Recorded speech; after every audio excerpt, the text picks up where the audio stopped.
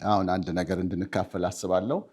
ከአርብ ምሽት ጀምሮ ያው አርብ ምሽት የተገናኘን ጥቂት ሰዎች አለን። አንድ ሐሳብ ውስጤ አለ ስጸልይም ስለእናንተ ያንን ነበረ እና አሁንም እሱ ነው ውስጤ ያለውና ይህም ደግሞ እግዚአብሔር አይነተኛ ምሳሌ እንዲያደርጋችሁ ያን ጸሎት ነበር ምጸልየው። እሱ ራሱ ነው ውስጤ አሁንም ያለውና ስለ ምሳሌ እንድትሆኑ ነው እና ስለ ምሳሌይቱ አንድ ቤተክርስቲያን ማውራት ፈልጋለሁ። እኔ መጽሐፍ ቅዱስን ሳጠና በጣም ኢምፕሬስ ከምታደርገኝ ቤተክርስቲያን አንድ አለች እና ብዙዎች አሉ፣ ግን እቺ ቤተክርስቲያን በብዙ መልክ ልቤን ትነካለች እና እሷን ስለዛች ቤተክርስቲያን በምንመለከትበት ጊዜ እግዚአብሔር ደግሞ እንደዚያ እናንተን ያድርግ እያልኩ ነው ማለት ነው። እንጸልያለን። ጌታ እግዚአብሔር ሆይ እናመሰግንሃለን፣ ስምን ከፍ ከፍ እናደርጋለን። ስለዚህ ሰዓት ተመስገን። በእኛ መካከል ስላለ የረዳህን ስላለ እናመሰግንሃለን። ስላመጣህልን ቃል ተመስገን። ስለ ጌታ ስለ ኢየሱስ ክርስቶስ እናመሰግንሃለን። ስለ መስቀል ሞቱ እናመሰግንሃለን። ስለ ደሙ እናመሰግንሃለን። አቤቱ ስለ ቁስሉ እናመሰግንሃለን። በዛ ቁስል ውስጥ ስላገኘህን፣ በዛ ምጥ ውስጥ ስላገኘህን፣ በዛ መከራ ውስጥ ስላገኘህን እኛ ግኝቶች ስለሆንን የመከራ ግኝቶች፣ የፍቅሩ ግኝቶች፣ የመከራው የምጡ ግኝቶች፣ የስቃዩ ግኝቶች ስለሆንን እኛ ዲስከቨርድ የሆነው በዛ ውስጥ ነው የተገኘ ነው። ይሄ ዛሬ የምንኖረው ኑሮ ጌታ ሆይ የምናገለግል ይሄ ያለንበት ገበታ በወንጌል ገበታ እግዚአብሔር ሆይ ዛሬ ያንተ ቃል ተናጋሪ የተባልነው በዛ ምጥ ውስጥ ነው። እነሆ ዘሩን ያያል እንደተባለ ነፍሱን በመስቀል ላይ መስዋዕት ካደረገ በኋላ ዘሩን ያያል እንደተባለ ከዛ ምጥ ውስጥ ከዛ ትራቬል ውስጥ እኛ ወጣን። ጌታ ሆይ እኛ ተገኘን። አመሰግንሃለሁ። አቤቱ ስም የተባረከና የተቀደሰ ይሁን። አሁን ደግሞ በፊት ያለችንን እችን ጊዜ አንተ እንድትረከብ እንድትባርክልን እግዚአብሔር ሆይ ለሕይወታችን የሚጠቅምን ነገር በውስጣችን የምትተክልበት ጊዜ እንድታደርግ በኢየሱስ ክርስቶስ ስም እንጸልያለን። ክብር ላንተ ይሁን በጌታ በኢየሱስ ስም አሜን። እቺ ቤተክርስቲያን ያልኳችሁ የተሰሎንቄ ቤተክርስቲያን ነች እና የሐዋርያው ጳውሎስ ወደ ተሰሎንቄ የጻፈውን መልእክት መጽሐፍ ቅዱሳችሁን የያዛችሁ ወደዛ ክፍል እንድታወጡ እና በዛ ክፍል ላይ አለፍ አለፍ እያለም እናነባቸው ይኖራሉ ማለት ነው እና የምዕራፍ 1 ላይ እሱን ጥቂት ቁጥሮች እንመለከታለን። ከሌሎችም ጥቂት እናያለን እና አንደኛ ተሰሎንቄ፣ ሁለተኛ ተሰሎንቄ ላይ የምናገኘው ሐዋርያ ጳውሎስ ለተሰሎንቄ ሰዎች የጻፈውን ደብዳቤ ነው። ይህቺ ተሰሎንቄ ቤተክርስቲያን ጋር ሐዋርያ ጳውሎስ እንዴት እንደገባ ለማወቅ ከፈለግን የሐዋርያ ሥራ ምዕራፍ 17ን ስናነብ እዛ ላይ ታሪኩን እናገኛለን። በሐዋርያ ሥራ ምዕራፍ 16 ላይ አትሄዱም ወደዛ፣ እንዲሁ መግቢያውን እየተናገርኩ ነው። በሐዋርያ ሥራ ምዕራፍ 16 ላይ ሐዋርያ ጳውሎስ ፊልጵስዩስ የሚባል ከተማ በመንፈስ ቅዱስ ልዩ ምሬት እንደገባ እናነባለን። በልዩ ምሬት ነው እና የተለያዩ ቦታዎች መሄድ እየፈለገ መንፈስ ቅዱስ እየከለከለው፣ ጌታ መንፈስ እየከለከለው፣ ከዛ ጌታ በዛ ወደ ፊልጵስዩስ እንዲሄድ የሚያደርግ አንድ ራእይ አሳይቶት በዛ ራእይ መሰረት ወደ ፊልጵስዩስ ሄዶ እግዚአብሔር ሊዲያ የምትባልን ሴት ልብ ከፍቶ አዘጋጅቶ ጠብቆት ማለት ነው እዛ ከዛ በነሱ ቤት ውስጥ የዛች ቤተክርስቲያን የፊልጵስዩስ ቤተክርስቲያን እንድትከፈት ምክንያት እንደሆነ ያን ታሪክ እናነባለን። ታዲያ በፊልጵስዩስ በሚያገለግልበት ጊዜ መከራ ተቀብሎ ነበር እና ያ የተቀበለው መከራ በከተማ ውስጥ እሱ ወንጌልን እየሰበከ ባለበት ጊዜ የሟርተኝነት መንፈስ የነበረባት ሴት ታሪክ ታስታውሳላችሁ። እና እሷ ትናገራለች። ያው የምትናገረው ነገር ጤናማ ቢመስልም ነገር ግን የሚያናግራት ግን ሌላ መንፈስ ነው እና እነ ጳውሎስን አላሰብካለች እና ጳውሎስ ተቸገረ። ያንን መንፈስ አወጣው። ያ መንፈስ ሲያወጣ የእሷ ለጌቶቿ ገቢ የምታስመጣ ሴት ስለነበረች የእሷ ለካስ ጌቶች አሏት እና እነሱ ተቆጡ፣ ሰዎችን አነሳሱ። እነ ጳውሎስና ሲላስ ላይ አነሳሱባቸው። ከዛ እነ ጳውሎስና ሲላስን በጣም ደበደቧቸው። በጣም ነው የደበደቧቸው እና ሲደበድቧቸው ያልተመታ የሰውነት ክፍል ማሰብ አትችሉም። ሰው ሲደባደብ አገር ቤት እግር ተፈልጎ ወይ እጅ ተፈልጎ አይደለም የሚመታው፣ ጭንቅላት ነው የሚመታው። ታውቃላችሁ፣ ጭንቅላት ነው የሚመታው። ይሄ ሁሉ የተመታ የተደበድ የቆሳሰለ የደማ ጭንቅላት ሰውነት የተደበደበ ከዛ በኋላ ወደ ወህኒ አስገብተው ከግንድ ጋር ጥርቅ አድርገው ነው ያሰሯቸው ነው የሚለው እና ምናልባት ይሄ እጃቸውና እግራቸው የታሰረበት በሙሉ እንትን ሊያወጣ ይችላል። እና በዛ መከራ ውስጥ አልፈው እንዴት እንደሆነ ከዛ ከተማ የወጡትን አወጣጡን እንድታስቡ ፈልጌ ነው። እቺ ቤተክርስቲያን ውስጥ ሲገቡ ተሰሎንቄ ሲገቡ የገቡበት ሁኔታ እንድታስቡ ፈልጌ ነው። እና ያን ሁሉ መከራ ተቀብለው ከዛ እኛ ስንዘምረው ደስ የሚለው በወህኒ ያሉ በሚጸልዩበት ጊዜና በሚያመሰግኑበት ጊዜ ያ የወህኒው መሰረት እስኪናወጥ ድረስ የእግዚአብሔር ኃይል እንዴት በኃይል በዚያ እንደወረደ እና የዛ የጠባቂው ሰው ታሪክ የወህኒ ቤቱ ጠባቂ ታሪክ ታውቃላችሁ። እና በቃ እሱ ልክ ከእንቅልፉ ሲነቃ በሩ ብርግድግድ ብሎ ሲያይ እስረኞች ያመለጡ መስሎት እገደላለሁ ብሎ ፈርቶ ራሱን ሊገድል ሲፈልግ እነ ጳውሎስ ከውስጥ ሆነው እንደታሰሩ እስር ቤቱ ተፈቷል፣ ግን እነሱ አልወጡም፣ እዛው ቁጭ ብለዋልና ሁላችንም በዚህ ያለን ራስን ላይ የሚጎዳ ነገር ምንም እንዳታደርግ ብለው ጮኸው ከዛ ሰውየው መጣ። መጨረሻ ላይ በእነሱ ዘንድ የሚያድን ነገር እንዳለ ገባው ማንም ሳይነግረው። እና ከዛ ያ ሰው ጌታን እንደተቀበለ እናውቃለን። በቤት ወሰዳቸው ይላል። እና እሱም ቤተሰቡም አመነ፣ እነሱም ሁሉ ተጠመቁ ይላል። ቁስላቸውንም አጠበላቸው የሚል ቃል እናነባለን። ቁስላቸውን አጠበላቸው። ከዛ ምናልባት በፋሻ አስሮ ጭንቅላት የታሰረ፣ እጅ የታሰረ፣ እግር የታሰረ፣ ፋሻ በፋሻ የሆነ ሰውነት ናቸው ያላቸው። በእንደነዚህ ቁስላቸው ተገጣጥበው ተሰሎንቄ ገቡ። በብዙ መከራ ነው የሚለው። በብዙ መከራ ገብተው በብዙ መከራ ተቀብለው ፊልጵስዩስ በመንፈስ ቅዱስ ወደዛ ከተማ ለመግባት ደፈርን የሚል ቃል ታነባላችሁ። እዚህ ቁጥር 6 ላይ ምዕራፍ 1 ላይ ስታነቡ ደግሞ እናንተ ቃሉን በብዙ መከራ በመንፈስ ቅዱስ ደስታ ተቀብላችሁ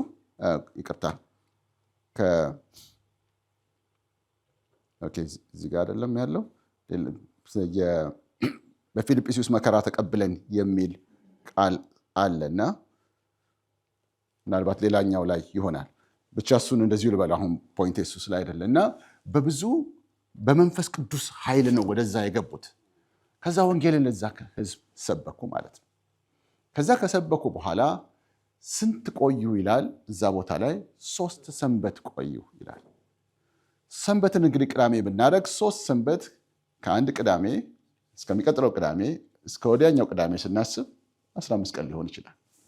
ምናልባት ወደ ከተማ የገቡት ደግሞ ሰኞ ቀን ነው እንበልና ሰኞ ቀን ገብተው እስከ ቅዳሜ ድረስ ቢቆዩ ቢበዛ 3 ሳምንት ነው የሚሆነው ማለት ነው። እንግዲህ በየቀኑ ያገኟቸው እንደሆነ እንኳን አናውቅም። የሚያገኟቸው በዛ በሰንበት ቀን ከሆነ ምናልባት ስንቴ ነው የሚያገኟቸው? ወይ 2 ወይ 3። ከዛ እዛው አይሁዳውያን መከራ ማስነሳት ጀመሩ። እነሱን የተቀበሏቸውን አንዳንድ ሰዎች ማንገላታት ጀመሩ። ስለዚህ ስደቱ እየበዛ ሲመጣ ከዛም እነ ጳውሎስን ምናረጓቸው? ሸኟቸው።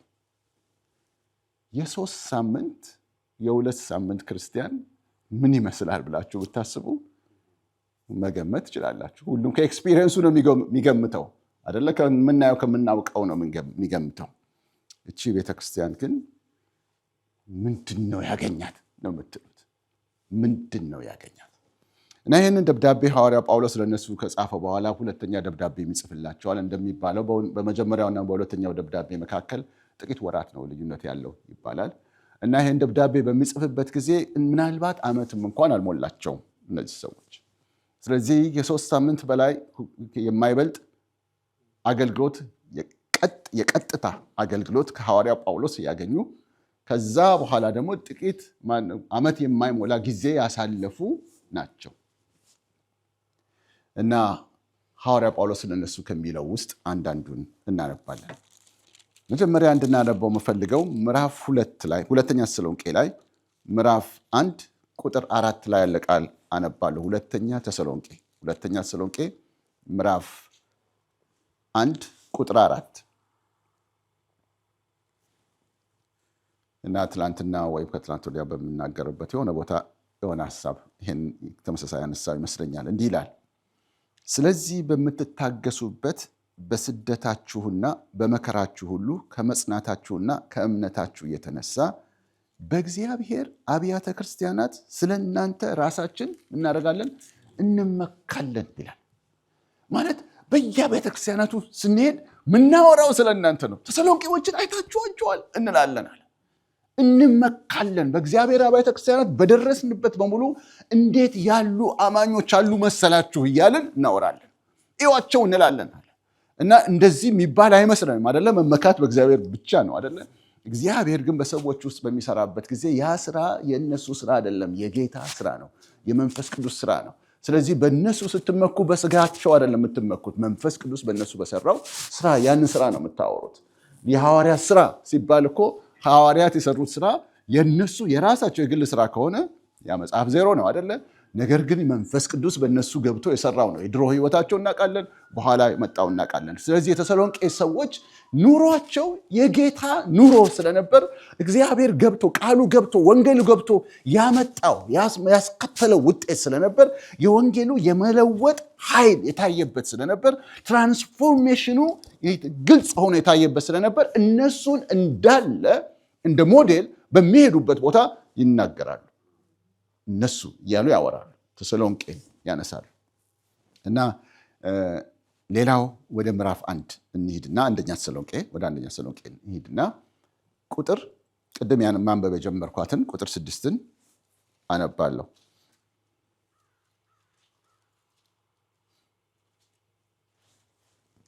ቁጥር 6 እንዲህ ይላል፣ ደግሞ እናንተ ቃሉን በብዙ መከራ ከመንፈስ ቅዱስ ደስታ ጋር ተቀብላችሁ አገኛችሁት። አንደኛ ተሰሎንቄ ምዕራፍ 1 ቁጥር 6 ነው ማነበው። ደግሞ እናንተ ቃሉን በብዙ መከራ ከመንፈስ ቅዱስ ደስታ ጋር ተቀብላችሁ። እንግዲህ መከራ ወዲያው ነው የተነሳው ብያችኋለሁ በዛ ከተማ።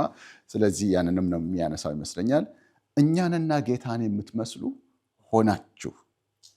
ስለዚህ ይላል ቁጥር 7 በመቄዶንያና በአካያ ላሉት ምዕመናን ሁሉ ምሳሌ ሆናችሁላቸው ይላል። ይገርማል። መቄዶንያ ተሰሎንቄ ያለችበት አካባቢ ያለው ሁሉ ነው። ተሰሎንቄ እዛ ውስጥ ነው ያለው። ፊልጵስዩስም እዛ ውስጥ ነው ያለው። አካያ የሚባሉት ደግሞ እነ ቆሮንቶስ ምናምን ያሉበት አካባቢ ይመስለኛል። እና እነዛ ሰፊ ክልል ናቸው። እንደ አገር ቤት ድሮ ክፍለ ሀገር እንደምንለው ሊሆን ይችላል። እንደዛ ያለ ሰፊ ክልል፣ በዛ ውስጥ ያሉ የተለያዩ አብያተ ክርስቲያናት አሉ። ለነዛ በሙሉ ነው የሚለው፣ ለነዛ በሙሉ ምሳሌ ሆናችሁላቸው። ይሄ ምሳሌነት ደግሞ ምን አይነት ምሳሌነት ነው? ጌታን በመምሰል የሆነ ምሳሌነት ነው። በብዙ ነገር ምሳሌ መሆን ይቻላል፣ ለመጥፎ ነገር ምሳሌ መሆን ይቻላል። እነዚህ ግን ምን አላቸው? እኛንና ጌታን የምትመስሉ ሆናችሁ ይላል። የጌታ ስም የተባረከ ይሁን። እኛም ብቻ መሰላችሁ ቢባልም ደግሞ ችግር ሊሆን ይችላል። እነዛ እኛ የተባሉት እነ ጳውሎስ የሚመስሉት ጌታን ካልሆነ አሁንም የራሳቸውን ቢጤን ያፈሩት ማለት ነው እና ለጌታ የሚሆን አይደለም። እነ ጳውሎስ ግን የሚመስሉት ራሳቸው ማንን ነው? ጌታን ነው። ስለዚህ ሁለቱን ማስቀመጠና እኛንና ጌታን የምትመስሉ ሆናችሁ፣ ይህ ጌታ የሚመስለው ማንነታችሁ ለሁሉ ምን ሆነ? ምሳሌ ሆነ። እንዴት ነው የ3 ሳምንት ክርስቲያን እንደዚህ ያለ የሚወጣው? እንዴት ነው በብዙ መከራና ስደት ውስጥ ወንጌልን የተቀበሉ ሰዎች እንደዚህ መሆን የሚችሉት? እንዴት ነው 1 ዓመት ያልሞላቸው ክርስቲያኖች ለአካባቢ በሙሉ እንደ ሞዴል የሚሆኑት? ያውም በሐዋርያው ጳውሎስ ባለ ሰው፣ በጣም በምናከብረው ሰው ደረጃ፣ በሱ ደረጃ ለምሳሌነት ጠቅሶ ሊያወራላቸው የሚችል መሆን ማለት ነው። ማለት እሱን እናስበዋለን አይደል? መንፈሳዊነትን እንዴት እንደሚለካ እናውቃለን። በሱ ደረጃ ይህንን ማለት ሲጀምር እሱ ሲል ቀላል ነገር አይደለም። እና ከነሱ ኳሊቲዎች መካከል የምናነሳቸው ምሳሌ ከሆኑባቸው ነገሮች አንዳንዶቹን ማንሳት እፈልጋለሁ። አንደኛው ማነሳው እዚሁ ምዕራፍ 1 ላይ ያለው ነው። ከሚቀጥለው ቁጥር ጀምሮ ያለው ከቁጥር 8 እስከ 10 ድረስ አንዱ በክርስቶስ ያላቸው እምነታቸው፣ በጌታ ያላቸው እምነት ነው። እንዲህ ይላል ቁጥር 8 ላይ ከእናንተ ወጥቶ የጌታ ቃል በመቄዶንያና በአካያ ብቻ አልተሰማምና፣ ነገር ግን ምንም እንድንናገር እስከማያስፈልግ፣ እችን ነው ጠቀስ ያደረግነው ትላንት በሆነ ሁኔታ፣ ምንም እንድንናገር እስከማያስፈልግ ድረስ በእግዚአብሔር ዘንድ የሚሆን እምነታችሁ በሁሉ ስፍራ ተወርቷል። እና እምነታችሁ በሁሉ ስፍራ ምን እያለ ነው? እየተወራ ነው። ሁሉ ቦታ ይወራል ማለት ይሄ የተሸፈነ እምነት አይደለም። እና እምነት መወራት የሚጀምረው መወራት የሚችለው እምነትን በአጠቃላይ መታየት የሚችልበት መንገድ ተግባር ብቻ ነው። ያለ ስራ እምነትን ማሳየት አትችሉም። እምነት በልብ ነው የሚከሰተው አይደለ? መገለጫው ግን ምንድነው? ተግባር ብቻ ነው። ኑሮ ነው። ለውጥ ነው። አካሄዳችሁ ከድሮ አካሄድ ሌላ አካሄድ ከጀመራችሁ ብቻ ነው እምነት የሚታየው። የጌታ እምነት ከሆነ ደግሞ ይታያል። ማይታይ እምነት ከሆነ እሱ እምነት አይደለም። የለም እንዲህ የሚባልም ነው የሚለው ያዕቆብ። የለም it doesn't exist ነው የሚለው። ስራ የሌለው እምነት it doesn't exist የለም። ሰዎች በአፋቸው ላይ ያስቀምጡታል፣ በአፍ ያወሩለታል፣ ግን የለም ስለሌለ አያሳዩትም። እውነተኛ እምነት ከሆነ ግን መገለጫው ምንድነው? እሱ በስራ ነው። ስለዚህ እምነታቸው መወራት የሚችለው በምን ምክንያት ነው? እየታየ ስላለ ነው። እና አውሬዎቹ እነሱም አይመስሉም። አውሬዎቹ ሌሎች ናቸው፣ የሚያወሩት ስለነሱ ነው። ተመልከቱት የሚለውን ቋንቋ ተመልከቱ። እንደገና ልገምላችሁ። ቁጥር 8 ከእናንተ ወጥቶ የጌታ ቃል ማለት ይሄ ወንጌሉ ማለት ነው እነሱ ጋር የደረሰው ከእናንተ ወጥቶ በመቄዶንያና በአካያ ብቻ አልተሰማምና ነገር ግን ምንም እንድንናገር እስከማያስፈልግ ድረስ። ይሄ ደረጃውን ያሳያቸዋል። ሐዋርያው ጳውሎስ ወንጌል ሊሰብክ አንድ ቦታ ጀምሮ ምንም መናገር እስከማያስፈልገው ድረስ እሱ ድል ቢያገኝ ይሰብክ የነበረው ቃል እንዳለ ሙሉ ፓኬጁ፣ አሁን ቅድም የተነገረን ፓኬጁ ያ የክርስቶስ እንዴት አመጣጡ፣ እንዴት እንደሞተ፣ እንዴት እንደተነሳ እሱ በመነሳቱ የተሰራልንን ነገር በሙሉ ፓኬጁን በሙሉ አንድ ሳይቀር ሲናገሩት ቢሰማ ምንድነው ምለው ይላል ማለት ነው። ስራ ቀለለለት ማለት ነው። ስለዚህ ያን አካባቢ ዘሎ ወዳልደረሰበት ይሄዳል። ለምን? ኦልሬዲ ደርሷል። እሱ እኮ ያልደረሰው ቦታ ነው የመጣው። ወዳልደረሰው ቦታ ሲመጣ ወንጌሉ ኦልሬዲ እዛ ደርሷል። የደረሰው ባላካቸው ሰዎች ነው። የተሰሎንቄ ሰዎችን መስለው ሄደው እንዳይመስላችሁ ያደረሱት። ይህ የሚገርም ነው። ይሁት ምንም እንድንናገር እስከማያስፈልግ ድረስ በእግዚአብሔር ዘንድ የሚሆን እምነታችሁ በሁሉ ስፍራ ተወርቷል። ቀጥሎ ተመልከቱት። እነርሱ ራሳቸው እነዛኛዎቹ ሰዎች ማለት ነው፣ ምንም በዚህ ጉዳይ ተካፋይ ያልነበሩት ሰዎች እነሱ ራሳቸው ወደ እናንተ መግባታችን እንዴት እንደነበረ ስንገባ እንዴት እንደነበረ ቆሳስለን በፋሻ ታስረን እንዴት እንደገባን ወደ እናንተ መግባታችን እንዴት እንደነበረ ከዛ ስለ እኛ ይናገራሉና ገና ስንመጣ እናቃችኋለን ብለው በዝርዝር ነው የሚናገሩ። ስለኛ በዝርዝር የታያችሁን ተሰሎንቄ ገብታችሁ እንዲህ አልነበረም፣ በዛ ጊዜ እንዲህ አልነበረም ይናገራሉና ለሕያውና ለእውነተኛ አምላክም ታገለግሉ ዘንድ ከሙታን ያስነሳውን ልጁን እርሱንም ኢየሱስን ከሚመጣው ቁጣ የሚያድነንን ከሰማይ ትጠብቁ ዘንድ ከጣዖቶች ወደ እግዚአብሔር እንዴት ዘወር እንዳላችሁ። ዘወር ብለዋል። ኦልሬዲ ተለውጠዋል ህይወታቸው። ጣዖት አምልኮ አቁመዋል ሰዎቹ። ሕያውን እግዚአብሔር ማምለክ ጀምረዋል። ሌላ አምልኮ ውስጥ ገብተዋል፣ ተለውጠዋል። እምነታቸው በተግባር ሆኗል፣ የሆነ ነገር ሆኗል። ይህንን ያወሩታል። ወደ እግዚአብሔር ዞር ማለታችሁ። ወደ እግዚአብሔር ዞር ሲባል ምን ሊደረግ ነው ዞር የተባለው? ይሄ እግዚአብሔር ሊመለክ ሊያገለግሉት ወደ እግዚአብሔር የምንመጣው እሱን ለማምለክ እንደሆነ ገብቷቸዋል። እግዚአብሔር እንታመልኩት ዘንድ ያስፈልጋቸዋል ብሎ ትምህርት አይሰጣቸውም፣ ገብቷቸዋል። ይሄ ከዛ ደግሞ ምን ይላል? በመሃል የተናገረውን በሙሉ ተመልከቱ። ምን ይላል? ከሙታን ያስነሳውን ልጁን እርሱንም ኢየሱስን። ስንት ቴዎሎጂ ውስጥ እንዳለ እንግዲህ ይሁት። ከሙታን ያስነሳውን ሲባል ኢየሱስ እንደሞተ ተነግሯቸዋል፣ መሞቱ ተነግሯቸዋል። ከዛ መነሳቱ ተነግሯቸዋል። አስነሺው አብ መሆኑ ተነግሯቸዋል። የተነሳው ልጅ መሆኑ የእግዚአብሔር ልጅ መሆኑ ተነግሯቸዋል።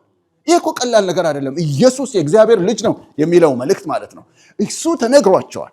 ከዛ ደግሞ የሚመጣ ዘመን እንዳለ ተነግሯቸዋል። የሚመጣ ቁጣ እንዳለ ተነግሯቸዋል። ከዛ ቁጣ አስመላጭ እሱ እንደሆነ ተነግሯቸዋል። እሱ በሰማይ እንዳለ ተነግሯቸዋል። ከሰማይ እንደሚመጣ ተነግሯቸዋል።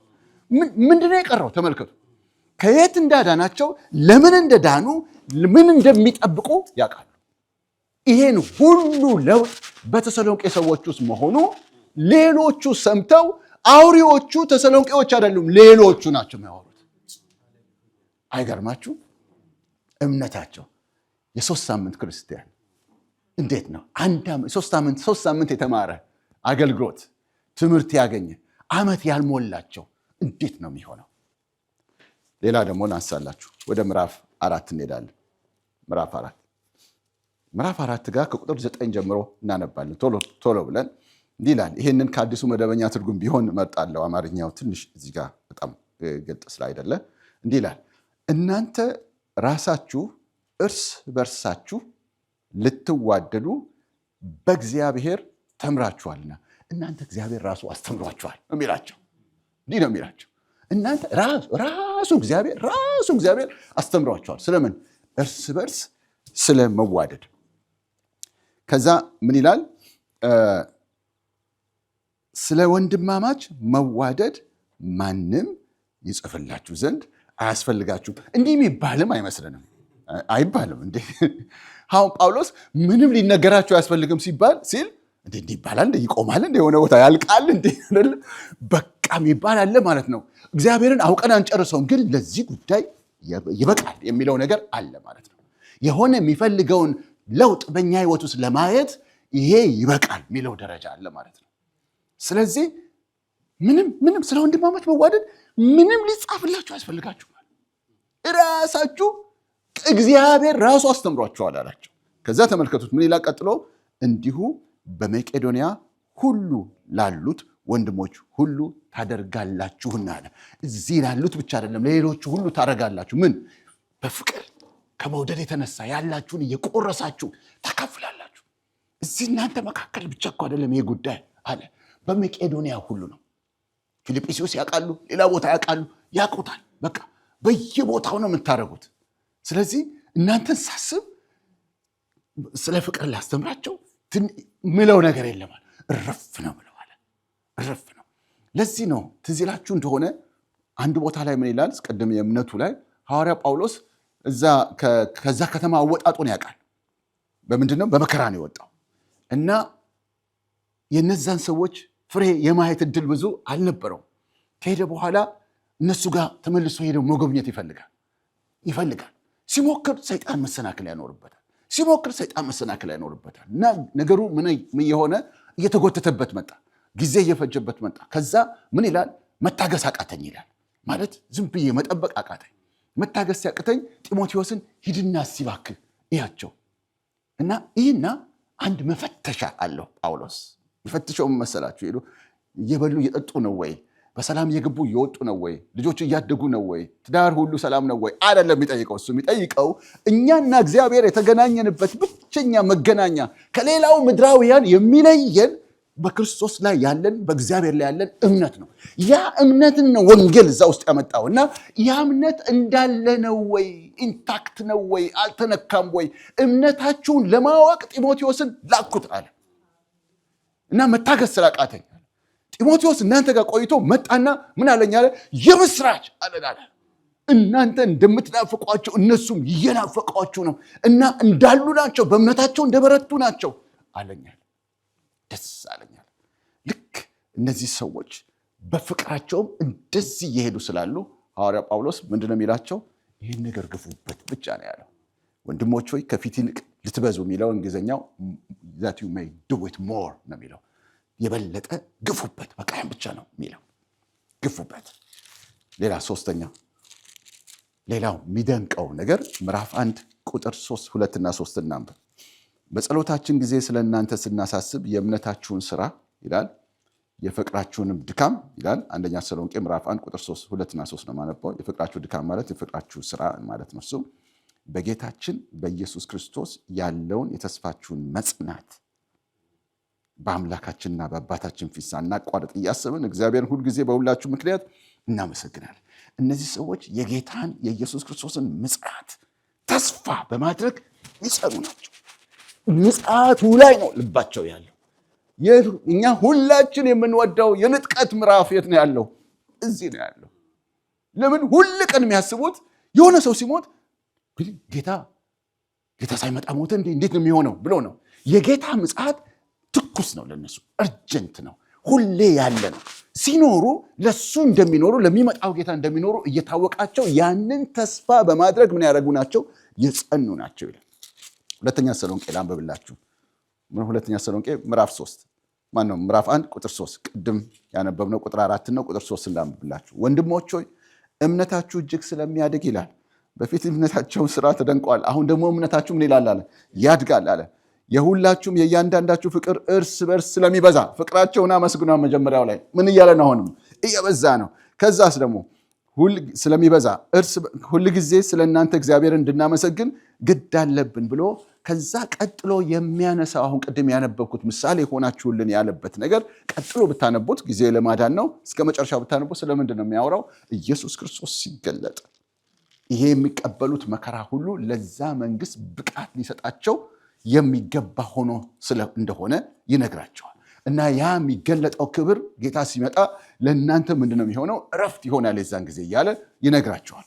ምዕራፍ አንደኛ ተሰሎንቄ 4 እና 5 ሁለተኛ ተሰሎንቄ ምዕራፍ 1 እና ምዕራፍ 2 4 ምዕራፎች ከነዚህ ደብዳቤ ውስጥ የሚያወራው ስለምንድን ነው? ስለ ጌታ ምጽአት ነው የሚያወራው። ለምን?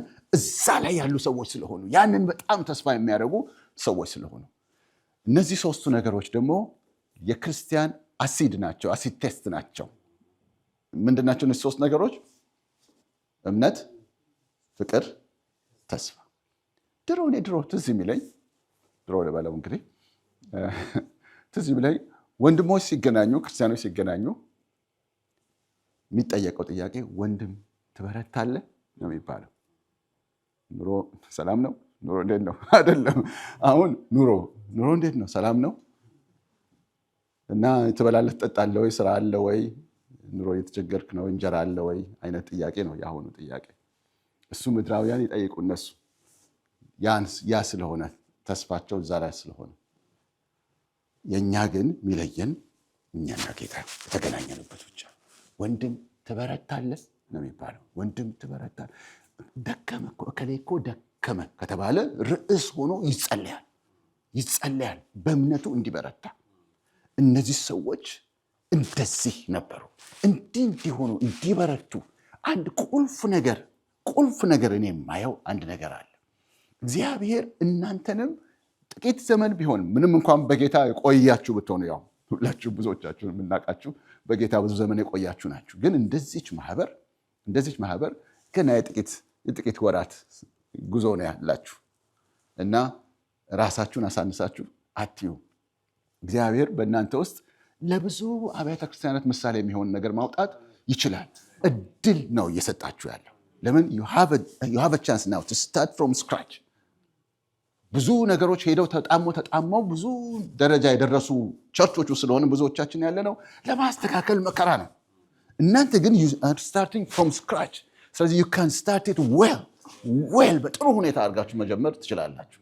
ልክ ትላንት እንዳየነው ይሄ በወርቅ መሰረት ላይ ልክ እንደ ብልሃተኛ ናጺ አለቃ መሰረትን መሰረትኩ እንደሚል ደና ተደርጎ ከተጀመረ እዛው ላይ በትክክል እየገነቡ መሄዱ ብቻ ነው የሚያሳስበው ማለት ነው። እነዚህ ተሰሎንቄ ሰዎች ውስጥ ምንድነው ቁልፍ ነገር ያለ በህይወታቸው ውስጥ እንደዚህ ራዲካል የሆነ? አሁን ሶስቱን ብቻ ነው ያነሳሁት እንጂ ሌላ ላይ ብታነቡ ምዕራፍ 4 ቁጥር 1 ላይ ብታነቡ ምን የሚል አለ መሰላችሁ? እናንተ ጌታን እንዴት ደስ እያሰኙ እንደሚገባ መኖር እንደሚገባችሁ ተምራችኋል ይላቸዋል። ጌታን ደስ እያሰኙ መኖር እንደሚገባ ተምራችኋል፣ እንዲሁም እያረጋችሁ ነው ይላል። ይገርመኛል በቃ ሁሉ እና ቃሉ የሚሰራ መሆኑ የሚለውጥ መሆኑ ማሳያ ናቸው እነዚህ። እና እነዚህ ሰዎች ውስጥ ያለ አንድ ኳሊቲ፣ ከሌላው የተለየ አንድ ኳሊቲ ለዚህ ለአንደኛ ተሰሎንቄ እንደ ቁልፍ ቃል ምረጥ ብባል ምመርጣት አንዲት ጠቅሳለች። በሷ መጨረስ ፈልጋለሁ። ምዕራፍ 2 ቁጥር 13 ላይ ትገኛለች። አንደኛ ተሰሎንቄ ምዕራፍ 2 ቁጥር 13 ይህንን የኛ እንዲያደርግልን ይህንን እንድንጋራው ሁላችንም አደፋፍራለሁ። ቁጥር 13 እንዲህ ይላል፣ ስለዚህም የመልእክትን ቃል እርሱም የእግዚአብሔር ቃል ከኛ በተቀበላችሁ ጊዜ፣ ስላቀባበል ነው። the moment you hear the word of God, that's important። ከኛ በተቀበላችሁ ጊዜ በእውነት እንዳለ as it truly is ይላል እንግሊዝኛው። በእውነትም እንደሆነው ማለት ነው። በእውነትም እንደሆነው በእናንተ በምታምኑ ደግሞ እንደሚሰራ እንደ እግዚአብሔር ቃል እንጂ እንደ ሰው ቃል አድርጋችሁ ስላልተቀበላችሁት አምላኬን ምን አደርጋለሁ ይላል ስላልተቀበላችሁት፣ እኛ ደግሞ እግዚአብሔር ሳናቋርጥ እናመሰግናለን ይላል። እግዚአብሔር ሆይ ተመስገን ይላል ማለት ነው። እኔ የጌታን ቃል ሳካፍላቸው ጳውሎስ እንዲህ አለ አላሉም አለ። እግዚአብሔር ነው የሚናገረን ያሉት አለ። እግዚአብሔር ከሆነ ደግሞ ዝም ብሎ አይናገርም። እሱ እግዚአብሔር የማይመለከትን ነገር ተናግሮም አያውቅም። እሱ ጊዜ ዝም ብሎ for the sake of saying it አይልም። እግዚአብሔር አይልም። እግዚአብሔር የሚናገረው ቃል ምን ሊያደርግ ነው? ሊሰራ ነው። ከተናገረ ሊሰራ ነው። ተቀደሱ ካለ ምን ሊያደርግ መጥቷል ማለት ነው? ሊቀድስ መጥቷል። አሁን የቅድስና የሚቀድስ ኃይልና ጸጋ ሊዘንብ ነው ማለት ነው። ስለዚህ ቃሉን ስንሰማ ገና ሲመጣ የቃሉን መልእክት እየሰማን ጌታ እንዲህ ሊያደርግ ነው ማለት ነው ማለት ያለባችሁ። እንደዚህ ነው የሚለው፣ በእናንተ በምታምኑ እንደሚሰራ እንደ እግዚአብሔር ቃል እንጂ እንደ ሰው ቃል አድርጋችሁ አልተቀበላችሁ። the way you received us that's different. It's different. ሌላ ቦታ ላይ እንደዚህ ብዙ ላያይ ይችላል ማለት ነው። ተለይቶበታል። the way you received us ቃሉን ሲመጣ አቀባበላችሁ ያ የተገጣጠበ ሰው በስንት ፋሻ ስንት ቁስል ያለባቸው ናቸው። ምን አሁን እኛ እንደዚህ እንደለበስ ነው የለበሰው አይደለም። ይሄኮ አሁን እኛ በዚህ ምድር ምን ይባላል? ፕሬዘንተብል ይባላል አይደል? ፕሬዘንተብል ሆን ይባላል። እንዴት ነው ፕሬዘንተብል የሚሆነው? ፋሻ በፋሻ ከላይ በምንድን ነው የሚሸፍነው? እሺ እዚህ ጋር ያለው ይሸፈናል፣ በልብስ ይሸፈናል። ይሄ እንዴት ይሸፍነው? እንደዛ ነው የመጡት። ግን ምን ነበር አብሯቸው? መንፈስ ቅዱስ ነበረ። ቃሉ ወደ እናንተ ሲመጣ በቃል ብቻ አልመጣም አለ። በምንድን ነው እሱ? በመንፈስ ቅዱስ ደግሞ በብዙ መረዳት ኮንቪክት በሚያደርግ ኃይል ነበር የመጣው አለ። እና እንደዛ ሲመጣ እነሱ ሲሰሙ ደግሞ የተቀበሉበት አቀባበል ሐዋርያው ጳውሎስ ሳያቋርጥ እንዲያመሰግን የሚሆንበት ነው። አይገርማችሁ? ባሰበ ቁጥር ጌታ ሆይ አመሰግንሃለሁ፣ ስለነዛ ቅዱሳን ስለነዚያ የተሰሎንቄ ሰዎች አመሰግንሃለሁ። ዋው እንዴት ነው የተቀበሉን ይላል ማለት ነው። እንደማ አልተቀበላችሁንም፣ እንደ ሰው ቃል አልተቀበላችሁ። ይሄ እየሰማን ያለነው የእግዚአብሔር ቃል ነው። የእግዚአብሔር ቃል ከሆነ እንግዲያው እኔ ውስጥ ገብቶ ይሰራል በሚል እምነት ተቀበላችኋል። ስለዚህ ያ ቃል እየገባ መስራት ጀመረ ማለት እየሰራ ከዛ ስለ እምነት ሲማሩ ይሰራል፣ ስለ ፍቅር ሲማሩ ይሰራል። ህይወታቸው እየተለወጠ እግዚአብሔር ጌታን የሚመስሉ አረጋቸው፣ ደግሞም ሐዋርያትን የሚመስሉ አረጋቸው። ለሐዋርያት እረፍት የሚሰጡ ሆኑ። የስብከት ጣቢያውን ቀነሱላቸው። ብዙ ቦታ እነሱ አድርሰውት ልክ ትናንት እንዳልነው እንግዲህ ሐዋርያትን የሚያስነሳው ህዝቡን ዘማች ለማድረግ ነው አይደለ? ህዝቡን አገልጋይ ለማድረግ ነው። አገልጋይ ሆነ እንዳለ ምእመን በሙሉ አገልጋይ ሆነ። ይገርማል። ምእመን በሙሉ ወንጌል ሰባኪ ስንት ሀገር ሄደ። አንድ ቦታ ደርሳችሁ ማት ቦታ ይደረሳል። በአንድ ቦታ መድረስ ማት ቦታ ደርሰዋል። ኦልሬዲ እነ ጳውሎስ ሳያውቁ እግዚአብሔር በሚሰራበት ልዩ መልቲፕሊኬሽን እና ምንድነው ግን የሆነው ነገር? የመጀመሪያዎቹ ሰሚዎች የሰሙበት አሰማም ነበር። እና እግዚአብሔር አርአያ ያርጋችሁ፣ ሞዴል ያርጋችሁ። እቺን ጥቅስ የአንደኛ ተሰሎንቄ 1:7 ከኤንአይቪ ላይ እናነባለን። ዶክተር ያሬድ እንግሊዝኛው ቨርዥን ዛጋ ካለ ከኤንአይቪ ላይ 1:7 አንዲት ቃል አንዲት ወርድ እዛ ላይ ስላለች እሷን ስለፈለኳት ነው። ኤንአይቪ ላይ ብቻ ነው ያቺ ወርድ ያለችው። አንደኛ ተሰሎንቄ 1:7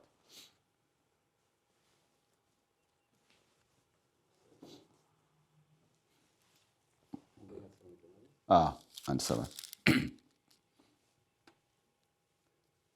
በሰባኪ ድምፅ ትናገራለህ። ኤንአይቪ ኦኬ። የኤስቪ ሌሎቹ ላይ ኤግዛምፕል የሚል ቃል ይጠቀማል። እዚህኛው ላይ ግን ሌላው ቃል አለች። በእንግሊዝኛው እንደዚህ ነው የሚለው First Thessalonians 1:7 and so you became a model. Yeah, this is the word. Believers in Macedonia and Achaia. Yeah, you became what? A model. ሞዴል የሚለውን ቃል እዚህ ላይ ብቻ ነው የምታገኝ። ሌሎቹ ቨርዥን ላይ ኤግዛምፕል ይላል። ሞዴል ሆናችሁላቸው። let the Lord make you a model and he can do so. ሞዴል ያርጋችሁ እና ራሳችሁን ሳይዝ አትመልከቱ። ልብ የልብ ኳሊቲ ነው። የሪሰፕሽን ጌታን የመቀበል ጉዳይ ነው። ሳይዝ አትዩ፣ ቁጥር አትዩ። ልባችሁ ተቀበሉት። የሚመጣውን ቃል ሰርክ አድርጉ። ልክ እንደ ስፖንጅ ተቀበሉት። የሰማችሁትን እስከዛሬ የሰማችሁትን ቃል እንኳን እንዳዲስ ተቀበሉ። ያዕቆብ ላይ ይላል አይደለም? በውስጣችሁ የተተከለውን ቃል ተቀበሉ ይላል። በውስጣቸው እኮ ገብቷል ቃሉ፣ ግን receive it again። የሚሰራ የጌታ ቃል ነው። ይለውጠኛል። መንፈስ ቅዱስ ከዚህ ጋር አብሮ ያልፋል በሉ። ከዛ ለምልክት እግዚአብሔር ያደርጋል። እግዚአብሔር እናንተን የሆነ ስፔሻል አድርጎ ሌላውን ለማስቀረት አይደለም የሚፈልገው። እናንተን ቢያስነሳ ብዙዎችን እንዲያስነሳ ነው። ብዙዎችን ለምን? ልቡ ለአካሉ ስለሆነ ለቅዱሳን ሁሉ ለአብያተ ክርስቲያናት ሁሉ ነው ጳውሎስ ልቡ፣ የጌታም ልብ። እናንተ ለኔ አቀለላችሁልኝ። በየስፍራው ሲሄድ ተሰሎንቄ እያልኩ አወራለሁ አለ። እናንተን እንደ ሞዴል አቀርብና እንዲህ ነው የምታደርጉት እላቸዋለሁ። ብዙ ተሰሎንቄ አይነት ይፈጠሩ ዘንድ ማለት ነው። እግዚአብሔር ለሞዴል አድርጋችሁ እንጸልያለን። ጌታ ሆይ እናመሰግንሃለን። ዛሬ ምን ለምንሃለን?